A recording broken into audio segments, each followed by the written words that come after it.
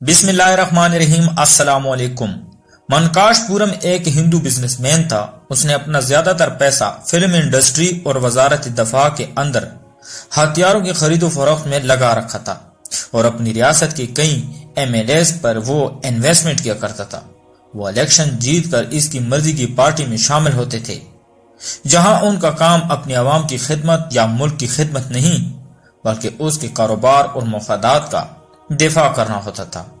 کاروبار کا سب سے اہم اصول اس نے اچھی طرح اپنا رکھا تھا، اور وہ یہ کہ وہ سیاستدان، اسٹیبلشمنٹ اور بیوروکریسی کو مالی معاونت کے نام پر بہت پیسہ کھلاتا تھا۔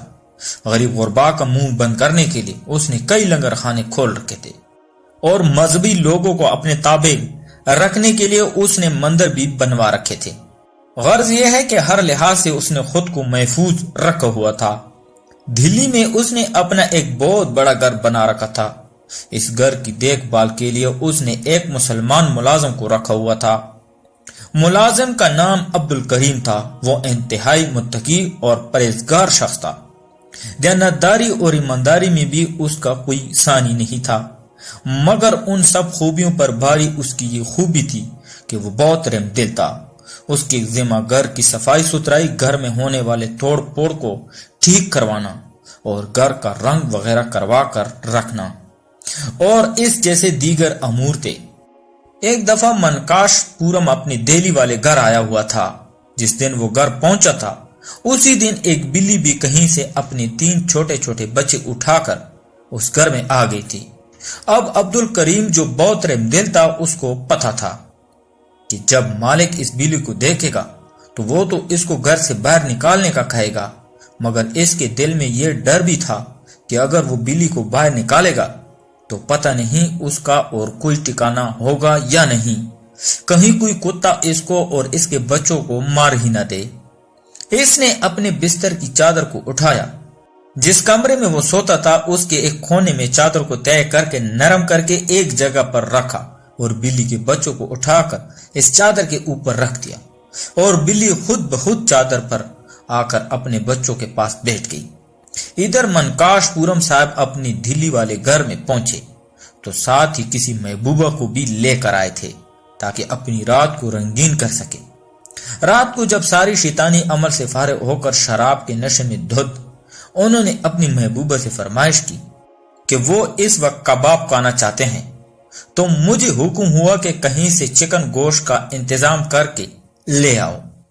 میں نے اپنے ایک جاننے والے کے ذریعے چکن کی گوشت کا انتظام کر لیا اور لا کر دے دیا۔ ان کی محبوبہ نے اپنے ہاتھ سے کباب بنانا شروع کر دیے۔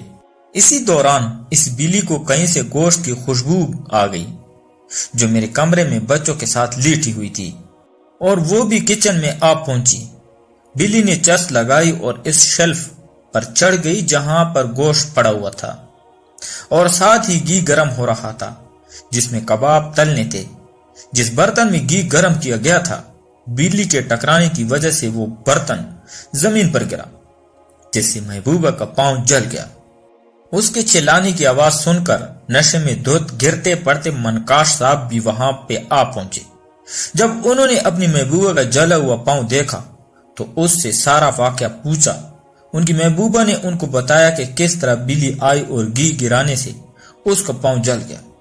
انہوں نے اسی وقت اپنے ساتھ آئے ہوئے ڈرائیور اور باقی گن مینوں کو آواز دی اور ان کو حکم دیا کہ بلی کو ڈھونڈ کر لاؤ۔ ساتھ ہی مجھے حکم دیا کہ تم یہاں پہ گھی گرم کر کے رکھو۔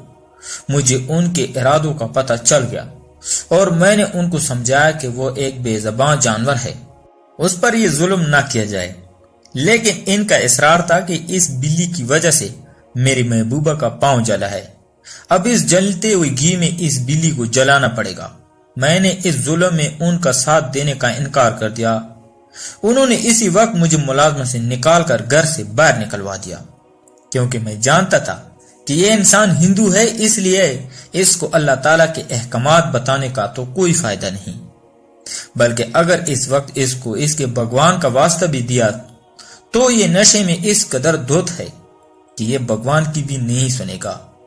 لیکن میں نے پھر بھی اپنی طرف سے کوشش کی اور اللہ تعالیٰ کی جگہ ایک مناسب لفظ استعمال کرتے ہوئے کہا کہ یاد رکھنا خالق کو اپنی مخلوق بہت پیاری ہے۔ اگر تم آج اس بلی کے ساتھ ایسا کرو گے تو عین ممکن ہے جس نے اس بلی کو بنایا ہے وہ کل کو تمہارے ساتھ ایسا ہی کرے گا۔ لیکن اس شخص نے اپنے ملازم کی کوئی بات نہ سنی اور اسے گھر سے نکال کر باہر کیا اور بلی کو گھی میں جلا کر مار دیا۔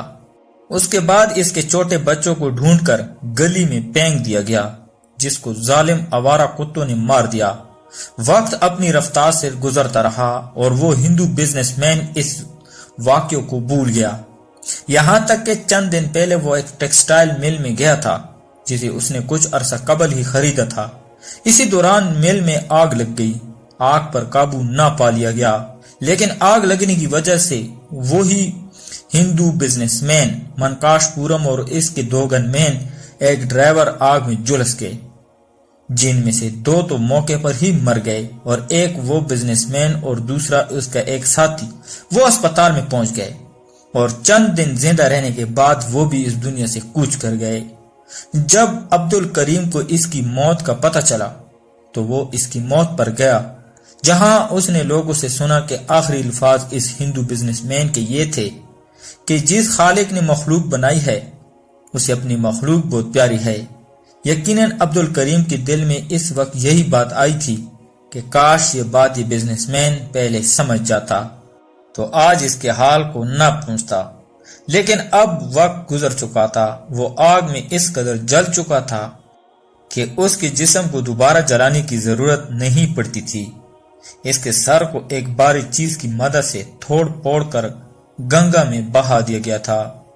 اس کے آخری الفاظ پوری انسانیت کے لیے سبق ہے کہ یاد رکھنا خالق کو اپنی مخلوق بہت پیاری ہے۔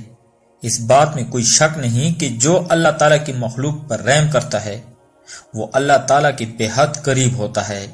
تو پیارے دوستو، میں امید کرتا ہوں آپ کو آج کی ویڈیو پسند آئی ہوگی۔